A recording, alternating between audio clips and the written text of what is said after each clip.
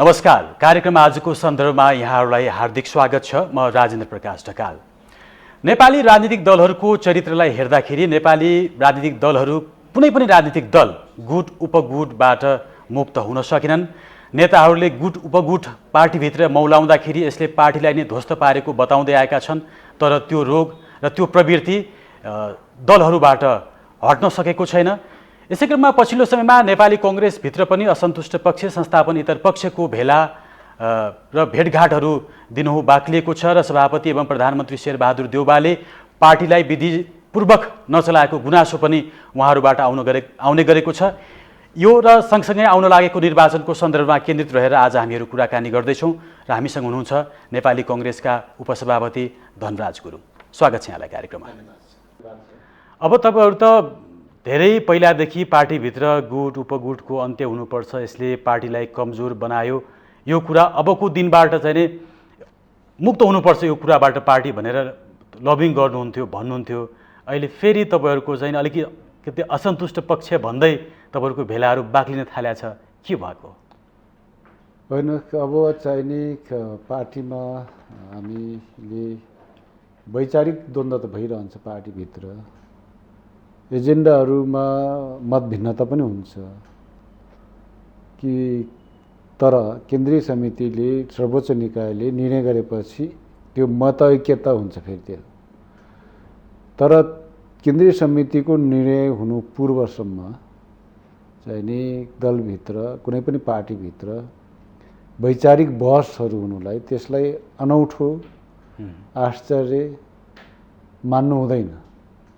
किन भन्दाखेरि यो चाहिँ नि जीवित पार्टीभित्रको यो चाहिँ नि सुन्दर पक्ष नै के भने वैचारिक बहस हो। जहाँ वैचारिक बहस हुँदैन, जहाँ सिद्धान्तको बहस हुँदैन, जहाँ एजेन्डाको बहस हुँदैन, तब पार्टी रहँदैन। त्यस कारण काङ्ग्रेस अलि खुल्ला पनि छ यस सन्दर्भमा। काङ्ग्रेस यस सन्दर्भमा अलि खुल्ला पनि छ, आफ्नो कुराहरू अलि राम्रोसँग राख्न पाउँछन् होइन। र चाहिँ नि यो यही सन्दर्भमा पनि अहिले साथीहरू भाइहरूको चाहिँ नि भेला हुने, आपसमा भलाकुसारी गर्ने, वैचारिक बहसहरू चलाउने आदि इत्यादि चाहिँ नि कुराहरू भइरहेका छन् होइन।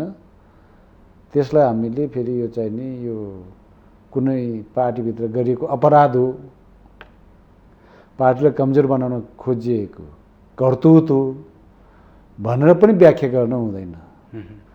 काङ्ग्रेसको ऐतिहासिक कालदेखि अहिलेसम्म काङ्ग्रेस भित्र वैचारिक बहसहरू सघन ढङ्गबाटै हुने गर्छ।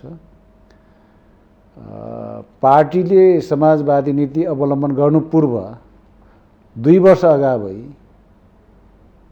श्रद्धेय नेता बीपी कोइरालाले चाहिँ नि बहस चलाउनु भएको थियो यस सन्दर्भमा, समाजवादका सन्दर्भमा। 2010 सालमै देखि नै बीपीले विशेष गरेर समाजवादको बारेमा बहस चलाउनु भयो। तर अन्ततगत त्यसको निर्णय कहिले भयो त भन्दाखेरि 2012 सालको वीरगञ्जको महाधिवेशनबाट काङ्ग्रेसले अङ्गीकार गर्यो समाजवादलाई होइन। त्यस कारणले गर्दाखेरि यो चाहिँ नि काङ्ग्रेसको ऐतिहासिक कालखण्डलाई पनि हेर्दाखेरि पनि यस्ता बहसहरू चलिरहन्छ। जस्तै अर्को नै उदाहरण दिन्छु राजेनजी, 2033 सालमा मात्र आउनुभयो बीपी त मेलमिलाप नीति लिएर। तर त्योभन्दा धेरै अगाडिदेखि मेलमिलाप नीतिको बारेमा बहस चलिराखेको थियो। मेलमिलाप नीति लिएर बीपी नेपाल फर्कनु पर्छ भन्ने बीपीको चाहिँ नि दृष्टिकोण रह्यो। गणेशमानजी लगायतका साथीहरू त्यसमा फरक मत रहिआयो। भयङ्कर बहस चल्यो त्यसबारे काङ्ग्रेसभित्रै होइन। प्रवासमा हुँदाखेरि त्यो चाहिँ नि काङ्ग्रेसले उठाएको एजेन्डा अथवा बीपीले उठाएको एजेन्डामा काङ्ग्रेसभित्र मात्रै बहस चलेन, त्यतिखेरको पञ्चायती शासकहरू भित्र पनि नेपालभित्र पनि त्यसले ठाउँ पायो र भयङ्कर बहस चल्यो। दरबारिया साथीहरू त्यतिखेर दरबारियाहरू पनि 2 भागमा विभाजन भए। कसैले बीपीलाई आउने बित्तिकै फाँसी जेल राख्नुपर्छ र फाँसी नै दिनुपर्छ भन्ने, कतिले चाहिँ नि होइन उसको पनि एउटा विचार हो, त्यसलाई सम्मान गर्नुपर्छ र राजाले त्यसबारे सुन्नुपर्छ बुझ्नुपर्छ भन्ने अर्को पक्ष नै थियो। यस्तो धेरै श्रृङ्खला छन्।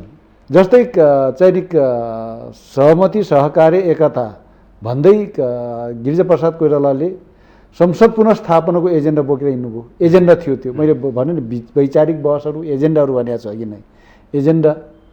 सारा मान्छेले यो चाहिँ उल्लु काम हो, गिरिजाप्रसादले उल्लु काम गर्दैछ, कतिपयले मरिसकेका चाहिने मान्छे कार्यघाटबाट उठेर आउँछसम्म भनेका थिए। तर 2065-63 को आन्दोलनले स्थापितै गर्यो, पुनर्स्थापनै गर्यो संसदलाई, हाम्रै आँखा अगाडि छ त। र त्यसैले सहमति सहकार्य र एकताबाटै चाहिँ नि मुलुक अगाडि बढ्यो कि बढेन। त्यस कारणले गर्दाखेरि काङ्ग्रेस यस्तो पार्टी हो जसले चाहिँ नि समय परिस्थिति बमोजिम नेताहरूले यस्ता वैचारिक बहसहरू चलाइरहन्छ। त्यस कारणले गर्दाखेरि अहिले जुन चाहिँ नि वैचारिक बहस हामीभित्र चलिरहेछ नि त्यसलाई साह्रै एकदमै आश्चर्य अथवा यसलाई अतिरञ्जित ढङ्गबाट प्रस्तुत गर्नुपर्ने भन्ने कुरा म केही पनि देख्दिनँ। होइन, तपाईँले भनेको स्वाभाविक जति पनि रेफरेन्सहरू तपाईँले दिनुभयो, बिपीको मेलिमिलापदेखि लिएर गणेशमान किसुनजीहरू, गिरिजाप्रसाद कोइरालाका सबै सन्दर्भहरू दिनुभयो। हुन त मान्छेको आफैभित्र पनि अन्तर्द्वन्द्व त कुनै विषयमा चलिराखेको हुन्छ नि, होइन? अब त्यसलाई त स्वाभाविक मान्न सकिला, त्यो हुनु पनि पर्छ, जीवन्त पार्टीभित्र हुनुपर्ने कुरा नै त्यही हो, त्यहाँसम्म त स्वीकार गर्न सकियो।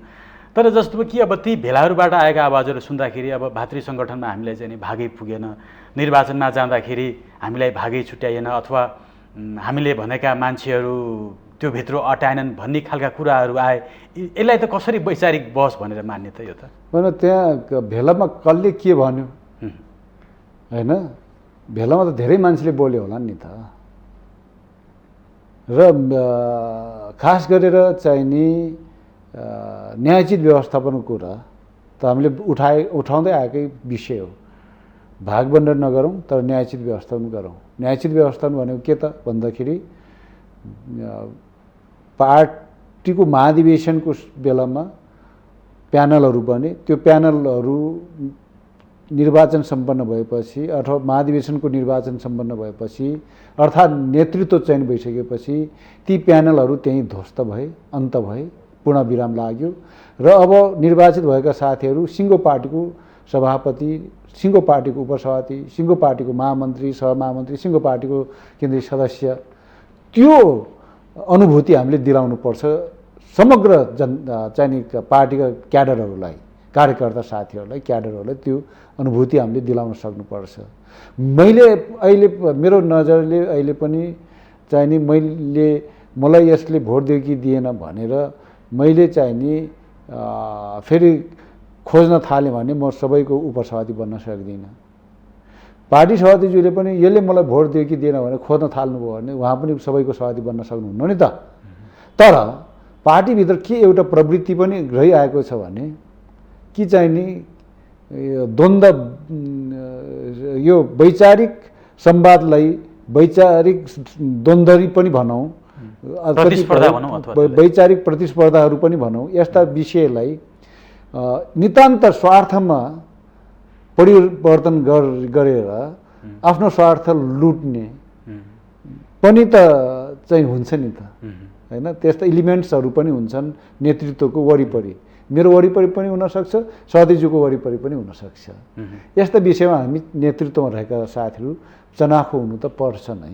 त्यस कारणले गर्दाखेरि अहिले चाहिँ न्यायोचित व्यवस्थापनको कुरा महाधिवेशनमा तागनी मैले भनेको थिएँ, त्योभन्दा पनि अगाडि पनि मैले भनेको थिएँ, अहिले पनि भन्छु म कि म आफै उपसभापति छु र म न्यायोचित व्यवस्थापनको लागि म चाहिँ नि अहिले टिकट वितरणको सन्दर्भमा न्यायोचित व्यवस्थापनको कुरा म उठाउँछु। त्यो त स्वाभाविक कुरा हो। न्यायोचित व्यवस्थापनको सन्दर्भ उठाउँदाखेरि को कताको गुटको भन्ने मलाई थाहा हुन्न, किन गुटको अनुहार होइन, उनको चाहिँ नि क्षमता, उनको क्रियाशीलता, उनको निरन्तरता, सबै कुरालाई हेरेर निर्णय गर्नुपर्छ हामीले। कुनै 19 को 20 हुनसक्छ क्या, 20 को 19 पनि हुनसक्छ, तर हाम्रो निर्णयले 10-20 कोलाई नबनाएर 10 नम्बर मात्र भएको मान्छेलाई बनायो भने त्यो न्यायोचित हुँदैन। भनेपछि अहिले पार्टीभित्र भनौँ न, अब दुई गुट भनौँ अथवा जे भनौँ, अब तपाईँलाई जसरी चाहिँ चिनिन्छ, अब त्यो मैले फेरि भनिराख्नु परेन। भन्नुको मतलब जुन खालको एउटा पार्टीभित्र चाहिँ नि समान व्यवहार हुनु पर्थ्यो मूल नेतृत्वबाट, हुन त तपाईँहरू आफै नेतृत्वमा हुनुहुन्छ, उपसभापति सभापति पछिको उपसभापति नै मूल नेतृत्व हो फेरि, भनेपछि त्यो खालको अनुभूति स्वयं तपाईँहरूले पनि गर्न सक्नु भएको छैन र तत्तत त्योभन्दा क्रमशः मुनिका तहहरूमा त्यो अनुभूति गर्न नसकेको अवस्था हो अहिले? त्यसो पनि नभन्नु, त्योभन्दा बढी के होइन। कुरो कसो भने कि साथीहरू हामीलाई सजग गराउनु भयो कि बाटो बिराउनु होला है, विगतमा बाटो बिराएको थियो, त्यसैले अहिले हामी आइसकेपछि बाटो बिराउँछ कि भनेर म सुन्दै थिएँ। आज पनि कता खबरदारी सभा कि के भन्ने सुन्दै थिएँ होइन। भनिसकेपछि खबरदारी नेतृत्वलाई मलाई खबरदारी गर्नु त राम्रो हो, त्यही कुरा कसैले चाहिँ नराम्रो भनेर सुनाउँछ म मान्ने तयार छैन। किनभने कुनै पनि पक्ष भन्नुहोस्, वैचारिक पक्ष भन्नुहोस् होइन, ले खबरदारी गर्छ भने, धनराज गुरुङलाई खबरदारी गर्छ भने त्यो त मेरो लागि त राम्रो हो नि। जाग, नसुत, उठ र सत्यको लागि बोल, तिम्रो कर्म सत्यको बाटोमा हिँडाल्न सक भनेर कसैले मलाई खबरदारी गरिरहन्छ भने म त साधुवाद दिन्छु, धन्यवाद दिन्छु। त्यस कारणले गर्दाखेरि यस्ता कुरालाई हामीले चाहिँ नि यो चाहिँ नि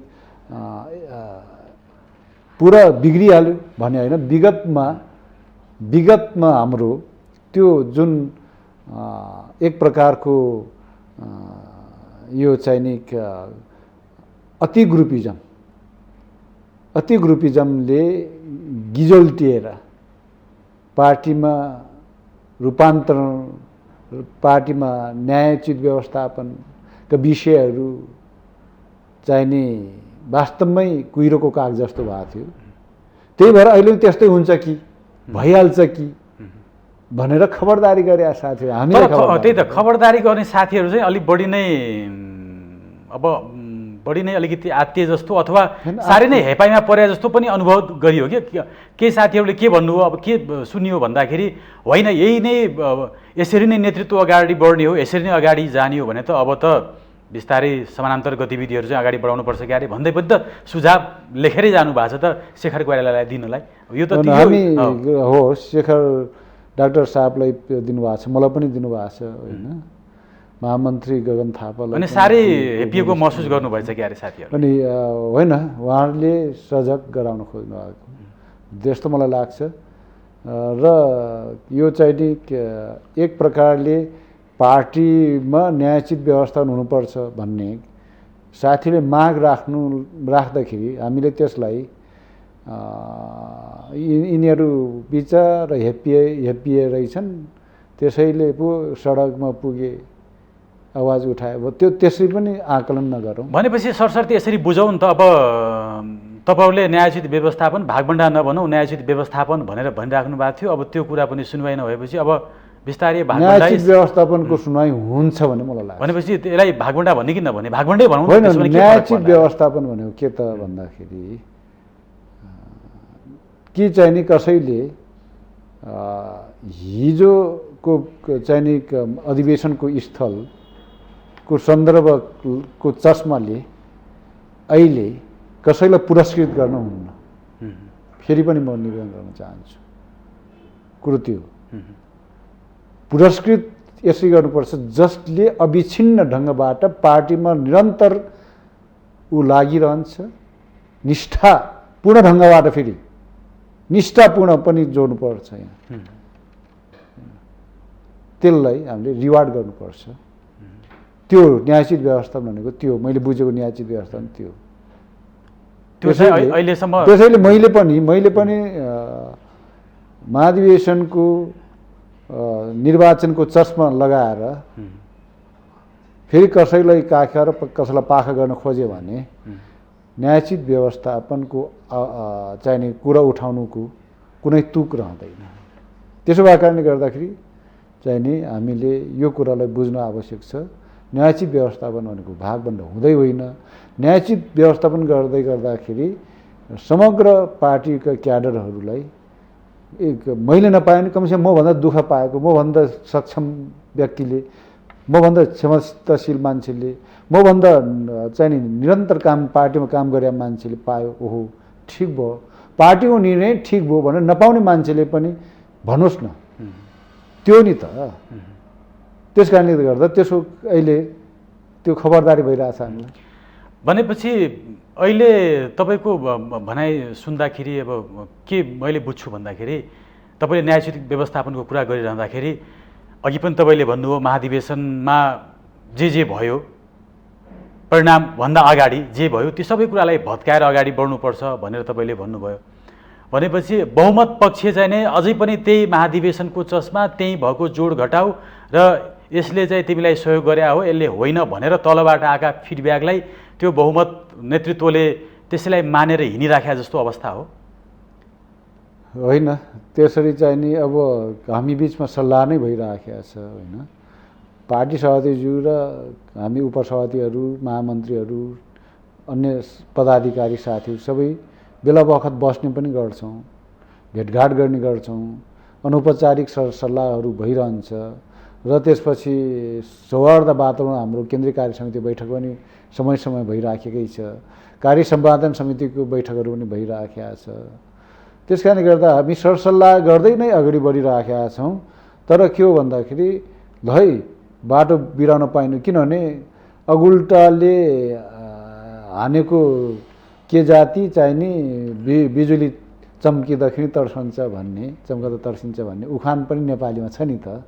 हो त्यस्तै गरेर विगतमा त्यो अन्यायमाथि अन्याय पनि भएको घटनाहरू पार्टीभित्र छन् होइन, विभिन्न कारणले अन्यायहरू भएका छन्। अहिले शङ्का फेरि त्यही दोहोरिन लाग्यो भन्ने हो कि त्यसलाई दोहोऱ्याउन हुन्न भन्ने मात्रै हो तपाईँहरूको शङ्का र उपशङ्का भन्दा पनि चाहिँ नि ल है अब पनि फेरि चाहिँ नि त्यस्तो नहोस् भनेर पार्टीका साथीहरूले हामीलाई सजग गराउनु भएको छ र पार्टीकै लागि, सङ्गठनका लागि, भातृ संस्थाहरूको लागि होइन राम्रोसँग अगाडि बढ्नुहोस् हो, सरसल्लाह गरेर अगाडि बढ्नुहोस् भनेर सल्लाह दिनु, सुझाव दिनु।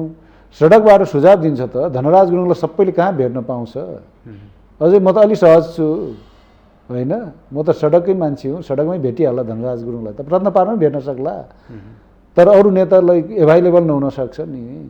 प्रधानमन्त्री कार्यव्यस्तताको कारणले गर्दा पार्टी सभापति आफै प्रधानमन्त्री हुनुहुन्छ, उहाँको अत्यन्तै कार्यव्यस्तता छ भने कति साथीले त प्रधानमन्त्रीज्यूलाई महिना दिन पनि भेट्न नसक्नु होला नि त। अनि त्यो कुरो कहाँबाट भन्ने त भन्दा होइन, तपाईँले चाहिँ भनिराख्नु भएको छ बाटो बिराउन हुन्न है, बाटो बिराउन हुन्न भनेर कार्यकर्ताहरूले खबरदारी गरेका हुन् भन्नुहुन्छ। तर कार्यकर्ताहरूले मैले के आवाज सुनिसकेँ भन्दाखेरि बाटो बिराइसक्नुभयो भनेर भने सुनिसकेँ कि त्यसले गर्दाखेरि अलिकति संशय चाहिँ ठुलै संशय पैदा भएछ जस्तो होइन। यो कुरालाई बुझ्दा होला नि, यो कुरामा जति जे भने पनि होइन, कसले के भने, कसले कसरी भने, अब चाहिँ हुलमुलमा त अब आवाजहरू अब आवेशमा पनि आएर चर्को आवाज पनि आउन सक्छ। त्यसैमा आधारित भएर नेताले चाहिँ नि त्यसैको आधारमा बोल्न हुँदैन, त्यसैलाई निर्णयको आधारमा पनि मान्न हुँदैन। हेर्नुहोस्, मलाई बेसरी गाली गर्ने मान्छेलाई मैले पुरस्कृत गर्नुपर्छ भन्ने मेरो मान्यता हो। हेर्नुहोस्, मलाई बेसरी गाली गरिराखेको छ भन्यो भने म देखिराखेको छु। एक त मलाई बताइहालौँ, मलाई यही स्थानीय तहको निर्वाचनको सन्दर्भमा केही साथीहरूले मलाई फोनै गरेर भन्नुभयो कि हामीलाई पनि यो भनेर प्रचार समितिको संयोजक त हाम्रो प्रवक्ता प्रकाश महतज्यू हुनुहुन्थ्यो, उहाँलाई भने यत्रो उपसमितिहरू गठन भइराखेका बेला दाजी हामीलाई पनि राख्न भनिदिनु न भने मैले उनले भने पठाएको ल पठाउ न त लिस्ट पठाऊ भनेर उनले पठाएको लिस्टको एकजना मान्छे नकाटिने गरेर चाहिँ नि मैले प्रवक्तालाई भनेर राखियो। तर तिनै साथीहरूले मलाई अहिले पनि चाहिँ नि फेरि फेसबुकमा सामाजिक सञ्जालमा मेरै विरुद्धमा लेखेको म देखिरहन्छु। तर नो कमेन्ट, मेरो त्यसमा कुनै कमेन्ट हुन्न, म अगाडि बढिरहन्छु। त्यसैले यस्ता सानातिना कुराहरू, किनभने उहाँहरूले नबुझ्या पनि त हुनसक्छ राजनीति भने के हो। राजनीति भनेको खालि कसैको विरोध गर्नु राजनीति होइन। मैले यो कुरा मैले पो बुझ्ने हो त, नेतृत्वले त बुझ्नु पर्यो नि त। र म चाहन्छु त्यस्तो मलाई मेरो विरुद्धमा लेख्ने साथीलाई कुनै दिन मैले पुरस्कृत गर्नुपर्छ, किन उसलाई राजनीति बुझाउनु छ मैले। हेर्नुहोस्, र अर्को पक्ष पनि मेरो दृढ विश्वास के छ भन्दा कि चाहिँ नि यात्रा तय गरेर हिँडेको बटुवाले बाटोमा चाहिँ नि भुग्ने कुकुरहरूलाई पछाडि फर्काउँदै ढुङ्गा टिप्दै हान्न थाल्यो भने ऊ आफ्नो गन्तव्य त पुग्दैन। त्यो ढुङ्गाले हान्दा हान्दै उसले आफ्नो गन्तव्य बिर्सिरहेको हुन्छ। त्यसरी म त्यस्तो यात्रु पनि बटुवा पनि होइन, जो चाहिँ नि आफूलाई भुक्ने कुकुरकोलाई पछाडि फर्केर ढुङ्गाले हान्ने यात्रु पनि होइन। म राम्ररी मलाई याद छ यति कुरा। त्यसैले धेरै उतार चढाव खप्दै यहाँ आइपुगेको छु म। त्यसैले सबैलाई समेटेर मैले अघि नै भने मलाई गाली गर्ने साथीलाई पनि, किनभने मलाई गाली व्यक्तिगत रूपमा मलाई गाली गर्यो, तर उनको त पार्टीमा त लगानी छ नि त। ऊ मलाई गाली गर्यो भन्दैमा उनको पार्टीको लगानी गरेको पार्टीमा गरेको लगानीलाई मैले कदापि बिर्सिन हुन्न। यो चाहिँ नि यो ढङ्गको सोचाइ त्यसै नेता त हुन कहाँ पाइन्छ र। यस्तै यस्तै नेतृत्व प्रदान गर्ने लिडरसिप भने यही हो भन्ने मलाई लाग्छ। यसरी नै नेतृत्व प्रदान गर्ने भन्ने मलाई लाग्छ। त्यस कारणले गर्दाखेरि उसले मेरो माथिको टिप्पणी के गरिराखेको छ डजन्ट म्याटर। उसले पार्टीलाई के प्रदान गरिराखेको छ, उसले पार्टीको लागि के चाहिने उसले कर्म गरिराखेको छ, द्याट इज मस्ट इम्पोर्टेन्ट। त्यसरी त्यसको आधारमा मूल्याङ्कन गर्ने हो त। धनराज गुरुङलाई वाह क्या राम्रो यो भनेर लेख्यो भने फुर्किन हुन्न, मैले फुर्किन हुन्न। मूल्याङ्कन भनेको मेरो बारेमा कस्तो टिप्पणी गर्यो भनेर मैले त्यसको आधारमा कार्यकर्ता मूल्याङ्कन गर्न हुन्न। कार्यकर्ताको मूल्याङ्कन मैले कुन आधारमा गर्नुपर्छ त भन्दा त्यो कार्यकर्ताले पार्टीको अथवा भारतीय संस्थाहरूको अथवा शुभेच्छुक संस्थाहरूमा बसेर कस्तो काम गरिराखेको छ त त्यसको आधारमा मैले मूल्याङ्कन गर्नुपर्छ। न्यायोचित व्यवस्थापन भन्ने त्यो हो खास गरेर। त्यस कारणले गर्दाखेरि यी सबै जे चाहिँ अहिले आवाजहरू उठिराखेको छ, यो भएन कि त्यो भएन कि। ठिक छ, तपाईँले भनेको त न्यायोचित मूल्याङ्कन भने कस्तो हुनुपर्छ भनेर चाहिँ तपाईँले भन्नुभयो। एउटा एकदम राम्रो एउटा चाहिँ भूमिका सहित चाहिँ त्यसलाई गर्नुभयो। तर मूल प्रश्न के भन्दाखेरि तपाईँहरूले जे भन्नुभएको छ नि न्यायोचित व्यवस्थापनको, यही कुरा भयो कि भएन र एउटा अर्को तबका जुन पार्टी पङ्क्तिभित्र छ त्यसले चाहिँ यसलाई स्वीकार गर्न सक्यो कि सकेन भन्ने नै मूल प्रश्न हो नि। मूल प्रश्न यही हो। तपाईँले जे भन्नुभएको छ त्यसमा चाहिँ नि त्यहाँबाट मूल नेतृत्व नि टाढा छैन भन्ने मलाई लाग्छ। हामीले जे कुरा उठाइराखेका छौँ त्यहाँबाट मूल नेतृत्व भन्नाले सधैँ पार्टी सभापतिज्यू त्यहाँबाट टाढा हुनुहुन्छ भन्ने मलाई लाग्दैन है। विश्वास चाहिँ राख्नु भएको छ एकदम। आफ्नो पार्टी सभापतिलाई विश्वास नगरेर के मैले प्रचण्डजीलाई विश्वास गरौँ, के अरे केपी ओलीजीलाई विश्वास गरौँ? आफ्नो पार्टी सभापतिलाई विश्वास नगरेको कुरा नि हुन्छ र राजेनजी। स्थानीय तहको निर्वाचनमा पनि अलिकति चित्त बुझेन तपाईँहरूको त्यो सिट जसरी चाहिँ मान्छेहरूलाई छानियो, पार्टीले जसरी उम्मेदवार बनायो त्यहाँ पनि तपाईँहरूको चित्त त नबुझ्या हो नि होइन? होइन त्यस्तो छैन। हामी केन्द्रीय समितिको बोर्डले जम्मा, म आफै बोर्डमा छु, जम्मा 6वटा महानगरपालिका हामीले निर्णय गरे। हाम्रो विधान बमोजिम पार्टी विधान बमोजिम अरू नगरपालिका उपमहानगरपालिकाहरू सबै प्रदेश कार्य समितिले गरे हो, बोर्डले गरे। त्यसपछि गाउँपालिका अध्यक्ष उपाध्यक्षहरूको निर्णय सबै जिल्ला कार्य समितिले गरे। हाम्रो विधान त्यस्तो छ नि त। त्यसपछि वडा सदस्य र वडा अध्यक्षहरूको निर्णय सबै क्षेत्रीय कार्य समितिले गरे हो। निश्चित रूपमा त्यहाँनिर तल्लो तहमा हामीले निर्णय गर्न दिँदाखेरि, अधिकार दिँदाखेरि दिएको अवस्थामा अहिले धेरै गुनासो आएको छ कि कति, सबैलाई म ब्लेम लाउन चाहन्न, तर गम्भीर क्वेसनहरू आएका छन्, उठेका छन् कि चाहिने कतिसम्म भने पैसैले टिकट बाँडियो भन्ने विषय समेत आएका छन्। त्यस कारणले अलि एमेच्योर्ड हुँदो रहेछ कि क्या तल थलाइदिँदाखेरि। अनि कति ठाउँमा कति पनि हामीलाई रिपोर्टिङ भएको छ भने के चाहिने यो जो चाहिने त्यहाँ बोर्डमा बसे तिनैले क्षेत्रीय समिति साथीहरू बसे बोर्ड, अनि कोही अब तिनै साथीहरू वडा अध्यक्षमा लडिरहेछन्, त्यहीँ बोर्डमा भएको साथीहरू एकुन्ट भाग पाए। कसैले आफैले लड्यो, कसैले आफ्नो भाइ भतिजा श्रीमतीलाई लडायो भनेपछि त न्यायोचित व्यवस्थापन भएन नि त। त्यस्ता गुनासोहरू पनि आएका। त्यो डर अबको प्रतिनिधि सभा र प्रदेशमा पनि त्यही होला भन्ने तपाईँलाई डर चाहिँ छ? त्यो छैन, किनभने अब त तलको निकायले बाँड्ने होइन अब त हामीले नै यो चाहिँ नि बाँड्ने हो किन त्यसो वितरण गर्नु। त्यस कारणले गर्दाखेरि अहिले हामी आफैले गर्ने ठाउँमा हामी छौँ। त्यसो भएको कारणले गर्दाखेरि अब यहाँ पनि त फेरि बहुमतले भन्नु पर्ला नि, अब यसलाई गरौँ भनेर भन्दाखेरि त यहाँ पनि त बहुमत र अल्पमत भन्दा पनि यहाँ न्यायोचित व्यवस्थाको कुरा हुन्छ। मलाई विश्वास छ, मैले अघि नै भने मेरो पार्टी सभापतिप्रति मेरो विश्वास छ र अस्ति महानगरको पनि वितरण गर्दाखेरि पार्टी सभापतिले न्यायोचित वितरण गर्नु भएको छ, उदाहरण त्यहीँनिर छ। अब फेरि आउने उसमा उहाँले अस्ति मात्रै बोलिसक्नु भएको छ, म न्याय दिन्छु सबैलाई भन्नुभएको छ सार्वजनिक रूपमा भाषणमा, र मलाई विश्वास छ उहाँको भाषणले मात्रै होइन, यसलाई कर्मले एकपल्ट देखाइसक्नु भएको छ कि यो स्थानीय तहको निर्वाचनको महानगरको जुन चाहिँ नि टिकट वितरणमा उहाँले देखाइसक्नु भएको छ, यो चाहिँ न्यायोचित गर्नुभएको छ, न्याय दिनुभएको छ उहाँले। त्यसैले अब त्यही बमोजिम उहाँले न्याय दिएर जानुहुन्छ आउने उसमा नि मलाई त विश्वास छ। हेर्नुहोस् यहाँ चाहिँ एकदम ठुला आशंका। तर अब 165 निर्वाचन क्षेत्र फेरि त्यसमा 5 दलले त्यो भाग लगाउनु पर्ने स्थितिहरूमा आइपरेको छ। सबैले फेरि त्यहाँबाट 165बाट ठुलो ठुलो भाग खोज्ने भनेर लागिराख्नु भएको छ। कार्यदलहरू बसिराखेको छ, मिटिङहरू चलिराखेको छ। 165 को 165 बाँड्दाखेरि त चित्त बुझ्दैन थियो, अब त्यो घटाएर 80 आउने हो कि 90 भाग पर्ने हो कि 100 हो कि तपाईँहरूलाई कति पर्छ, त्यहाँबाट पनि फेरि चित्त बुझाउँदाखेरि त सभापतिको त टाउकै देखाइ होला जस्तो छ अहिले। हेर्नुहोस् अब जब हामीले यो चाहिँ नि संविधान बचाउनको लागि भनेर सहकार्य गऱ्यौँ र चाहिँ नि स्थिरताका लागि, राजनीतिक स्थिरता र समुन्नतिको लागि भनेर सहकार्य स्थानीय तहमा नि गऱ्यौँ।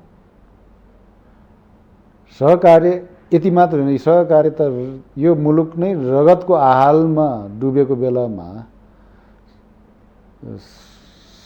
चाहिँ नि गिरिजाप्रसाद कोइरालाले नै चाहिँ नि सहमति, सहकार्य र एकताको नारा दिएर त्यतिखेर पनि त एउटा एक प्रकारको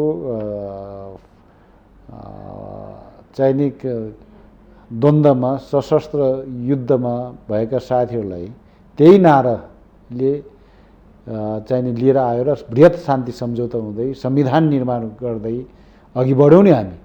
त्यस कारणले गर्दाखेरि सहमति, सहकार्य र एकताले नै मुलुकलाई अगाडि बढाउँदो रहेछ, इतिहासले त्यही भन्छ। र अहिले पनि हामी सहमति, सहकार्य र एकताकै आधारमा अगाडि बढ्दाखेरि हामीले हाम्रो भाग खोसिने भयो भन्ने हो भने त हामी आफ्नो भागको लागि चिन्ता गर्नेका लागि कि देशका लागि चिन्ता गर्ने? राजेन्द्रजी, हामी यत्रो वर्ष भइसक्यो देश चाहिँ अझै भने जस्तै अगाडि बढ्न सकेका छैन। लड्दा लड्दा एक आपसमा भिड्या छ, 6-9 महिनामा चाहिँ सरकारहरू ढालियो विगतमा के गरियो नि। त्यस कारण अबको दिन त्यसरी जानु हुँदैन। हामीले त भनेका थियौँ 2074 पछि जब नेकपा एमाले र नेकपा माओवादी सँगै चुनाव गठबन्धन गरेर चुनाव लडेर त्यसपछि पार्टी पनि एकता गर्दाखेरि हामीले भनेका थियौँ ठिक छ, स्थिर सरकार चलाउनु पर्छ, हामी 5 वर्ष प्रतिपक्ष बन्छौँ। तर त्यत्रो बहुमत प्राप्त सरकार चाहिँ नि नेतृत्व पाएको विशेष गरेर कमरेड ओलीले चलाउन सक्नु भएन। आफ्नो साथीलाई साथी देख्नु भएन, उहाँले साथीलाई कार्यकर्ता देख्न थाल्नुभयो। कुरा त्यहीँनिर त बिग्रिया हो होइन र? अलिकता दम्ब बढ्यो, अलिकता अहङ्कार बढ्यो, त्यसले गर्दाखेरि बाटो बिग्रियो, फेरि अस्थिरतातिर गयो, फेरि संविधान नै फेरि कतै च्यातिने हो कि फेरि सहमति, सहकार्य, एकता खोजिनुपर्छ मिल्नेहरूको बिचमा भने फेरि हामीले त्यो कोसिस गऱ्यौँ। त्यो कोसिस गरेपछि त्यही रोडम्यापमा हामी अहिले पनि छौँ। त्यस कारणले गर्दाखेरि अब त्यो सहमति, सहकार्य र एकतालाई नमान्दाखेरि अब ज्ञानेन्द्रजी नारायणटी छोड्नु पर्यो। त्यसै कारणले सहमति, सहकार्य र एकताले मुलुकलाई निकास दिँदो रहेछ। अहिलेको निकास भनेको समुन्नतिको लागि हो, राजनीतिक स्थिरतासँगै समुन्नति। त्यस कारणले गर्दाखेरि यो यत्रो चाहिँ मिसन बोकेर हामी हिँडिरहेछौँ भने अहिले आएर राजेन्द्रजी भाग कम हुन्छ कि अनि मेरो त्यही भाग पनि एउटा भनेर अहिले हो। भागको तुलो हेर्नुहुन्न हामीले अहिले मेरो भाग भनेपछि कम भयो भने स्थानीय तहको निर्वाचनमा तपाईँहरू गठबन्धन गर्ने भनिरहँदाखेरि तपाईँहरूको पार्टीभित्र पनि थुप्रै असन्तुष्टि थियो नि गठबन्धन गर्नु निश्चित हुँदैन रूपमा। भनेर। तपाईँकै भनेपछि अहिले भन्छु म। हो भनेपछि अब प्रतिनिधि सभा र प्रदेश सभाको निर्वाचनमा गइराख्दाखेरि अब हिजोको जस्तो यो गठबन्धन ठिक छैन भन्ने कुराहरूबाट तपाईँहरू चाहिँ अलग भइसक्नुभयो। हेर्नुहोस् हिजो चाहिने स्थानीय तहको निर्वाचनको पूर्व सन्ध्यासम्म केन्द्रीय कार्य समितिले निर्णय नगरेको दिनसम्म सकेसम्म आफ्नै घोषणापत्र लिएर तालमेल नगरिकन जानुपर्छ भनेर पार्टीभित्र बहस चलाउने मान्छे मै हुँ। तर जब केन्द्रीय कार्य समितिले तालमेल गरेर जाने निर्णय गर्यो त्यसपछि केन्द्रीय कार्य समितिभन्दा ठुलो धनराज गुरुङ होइन नि त। त्यस कारण त्यसलाई शिरोधार्य गर्दै अगाडि बढ्यो। अब त मैले अस्ति नै पनि धेरैचोटि भनिसकेको छु। अब यो हामी 5 दल एउटै जहाजमा चढेर जहाजले टेकअप पनि गरिसक्यो। जहाज 10,000 फिट माथि उडिराखेको छ आकाशमा अहिले उडिराखेको छ। अब ल्यान्डिङ कहिले गर्ने त भन्दा मङ्सिर 4मा ल्यान्डिङ गर्ने हो भनेपछि अब जहाजबाट फाल हाल्न सकिन्छ होला त। त्यस्तो मूर्ख काम पनि गर्नुहुन्छ गर्नु हुँदैन। त्यसै अरू साथीलाई मैले भनिराखेको छु, अरू दलका नेता साथीलाई भनिराखेको छु कि अब चाहिँ नि बेइमानी भयो यो भयो त्यो भयो छोड्नुहोस्। अब हामी एउटै जहाजमा उडिरहेको जहाजमा यात्रु भएर बसेका छौँ होइन। त्यसैले अब चाहिँ नि यसलाई फोर्स ल्यान्डिङको चाहिँ नि कसरी नसोचौँ, बरु सेफ ल्यान्डिङ कसरी अवतरणको कुरा सोचौँ, सुरक्षित अवतरण कसरी गर्ने त्यति मात्रै सोचौँ। सुरक्षित अवतरण गर्नको लागि फोर्स ल्यान्डिङ गरिरहनु आवश्यक छैन अहिले हामी बिचमा, त्यो अवस्थामा पुर्याउनु हुन्न। तर तपाईँहरू जसरी अब 5 दल एक भएर अब सरकारमा हुनुहुन्थ्यो त्यो एउटा पार्टो भयो, तर फेरि चुनाव आउँदैछ, त्यो चुनावमा 5 दल अथवा अरू पनि दल भित्र्याउने अझ कसरतमा तपाईँहरू हुन्छ, 6, 7, 8 कति पुर्याउने हो त्यहाँ कसरतमा हुनुहुन्छ। विचार मिल्दैन, सिद्धान्त मिल्दैन होइन, घोषणापत्रमा उल्लेख गर्ने कुराहरू एकअर्काका चाहिँ धेरै कुराहरूमा फरक देखिन्छ। हो राजेन्द्रजी एउटा कुरा भनिहालौँ तपाईँलाई, मैले तपाईँलाई यहाँ फेरि बिर्सिन्छ क्या अहिले पछि। राजासँग काङ्ग्रेसको विचार मिल्थ्यो न मिल्ने थिएन, न सिद्धान्त न विचार केही पनि मिल्ने थिएन। तर जब दक्षिण एसियामा विभिन्न मुलुकहरूमा राष्ट्रियताको खतरा सुरु भयो तब बिपीले राजासँग मेरो घाँटी जोडिएको छ भन्नुभएको थियो। हेर्नुहोस् राष्ट्रियताको खातिर राष्ट्रियताका सन्दर्भमा मेलमिलापको नीति त्यतिखेर राजा शक्तिवान थियो। त्यसैले जो शक्तिमा छ उसैसँग बिपीले भन्नुभयो, अर्को शक्ति काङ्ग्रेस नै थियो। काङ्ग्रेसको नेताले भन्नुभयो कि राजासँग मेरो घाँटी जोडिएको छ। अब दक्षिण एसियामा साना राष्ट्रको राष्ट्रियता खतरामा पर्यो, त्यसैले म देशभित्र गएर बरु चाहिँ नि राजासँगै राष्ट्रियता सन्दर्भमा राजासँगै मिलेर काम गर्नुपर्छ। प्रजातन्त्र सन्दर्भमा राजासँग मेरो दुश्मनी छ, तर राष्ट्रियताको सन्दर्भमा राष्ट्रिय शक्तिहरू एक ठाउँ उभिनुपर्छ भनेर राष्ट्रिय मेलमिलापको नीति लिएको।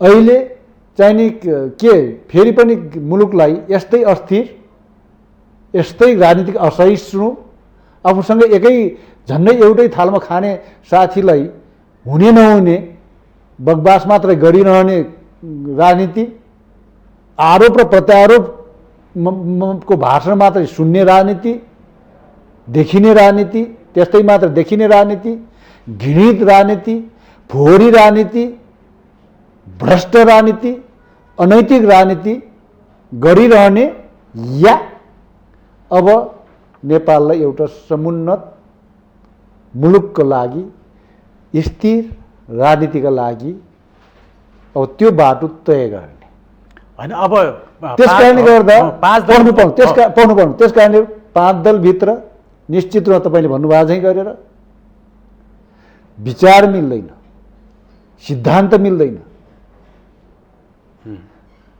माओवादी र काङ्ग्रेसको सिद्धान्त मिल्छ र म भन्दिनँ, तर हिजो मुलाकाटे चाहिँ काङ्ग्रेसी साथीहरू माओवादीबाट द्वन्द्वकालमा चट काटिँदै गर्दा हामीले भन्यौँ गिरिजाप्रसादले भन्नुभयो कि अब मुलुकलाई शान्ति चाहिन्छ, कार्यगत एकता चाहिन्छ, सहमति सहकार्य र एकता चाहिन्छ।